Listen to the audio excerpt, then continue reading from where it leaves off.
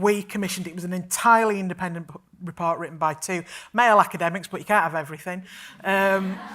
And to be honest with you, I was a bit nervous when we knew the report was coming in, because it might have said exactly that. We might have been banging a drum that didn't need banging. But we sat down to proofread the 174-page report, which is on our website if anybody wants to read it from the soup to the nuts.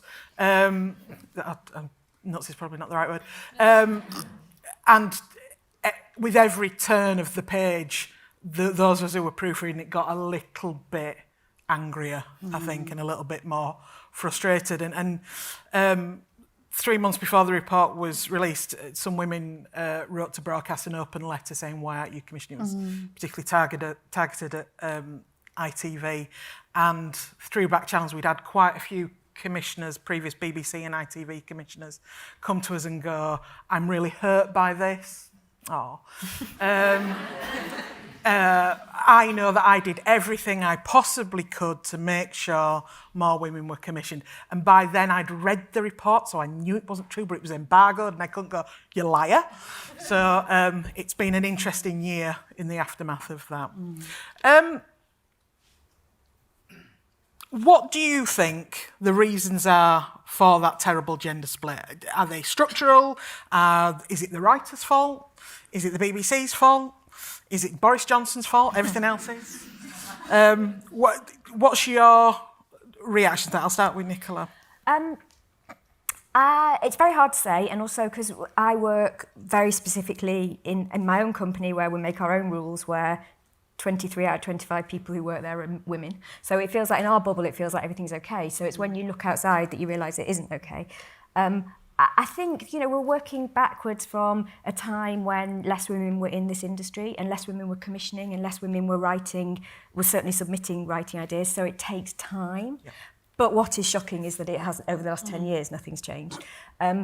So I don't think there's a conspiracy. I don't think there's, a determined group of people trying to keep women's voices out.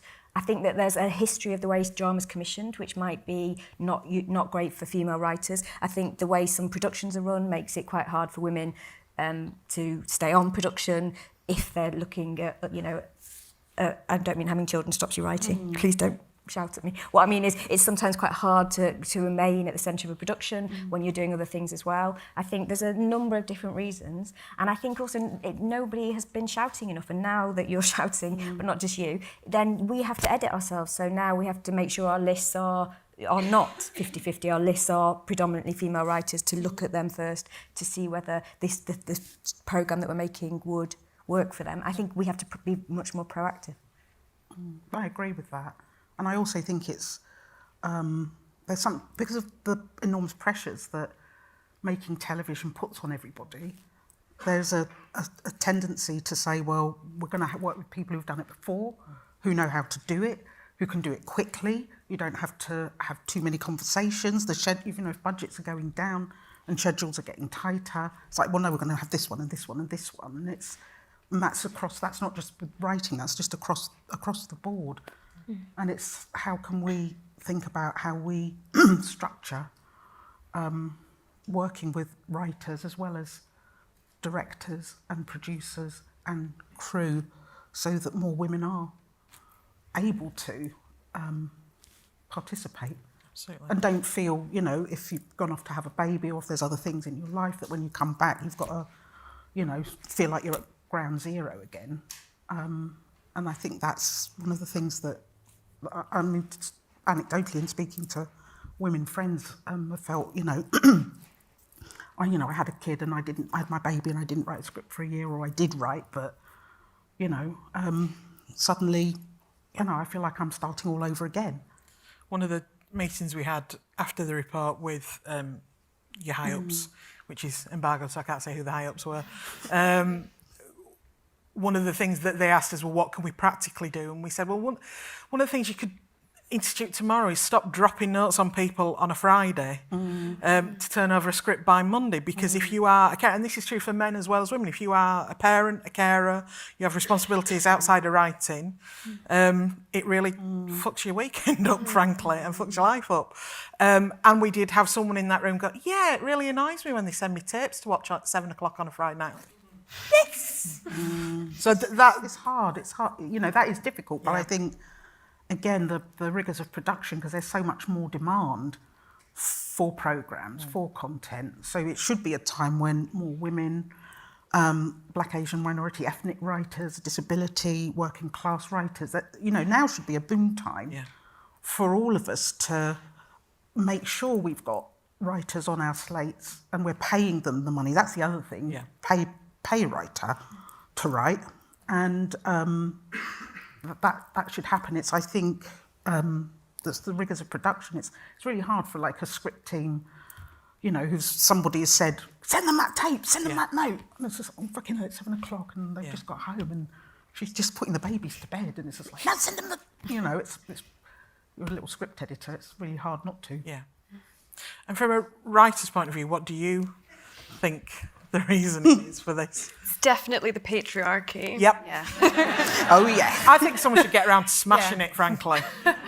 And I think as well, it's like a societal thing. I think we've been conditioned to think that, like, I don't know, societally, I think there are a lot of white cis men in positions of power commissioning shows, and like I've not had a problem getting scripts commissioned and things like that, but I've had a problem getting things made, greenlit. And I don't know, I think we need more women, more minorities, more working class, more regional people in those positions of power, because it's hard to kind of step outside your own taste box. I reckon that's what makes a good commissioner, being able to do that.